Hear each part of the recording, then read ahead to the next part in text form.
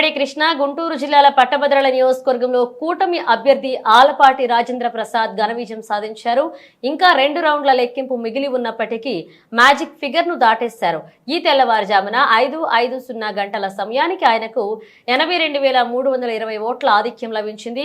మొత్తం 9 రౌండ్లు పూర్తయ్యేసరికి సమీప ప్రత్యర్థి పీడీఎఫ్ బలపరిచిన సిట్టింగ్ ఎమ్మెల్సీ కేఎస్ లక్ష్మణరావుపై 82,320 ఓట్ల ఆధిక్యంతో గెలుపొందారు. ఇక్కడ మొత్తం 2,41,873 ఓట్లు పోలయ్యాయి.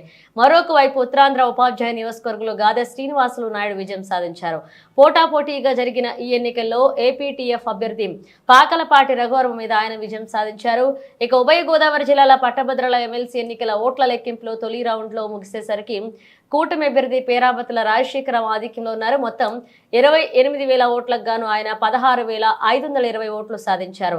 స్వతంత్ర అభ్యర్థి దిడ్ల వీరరాఘవలకు 5,818 ఓట్లు వచ్చాయి.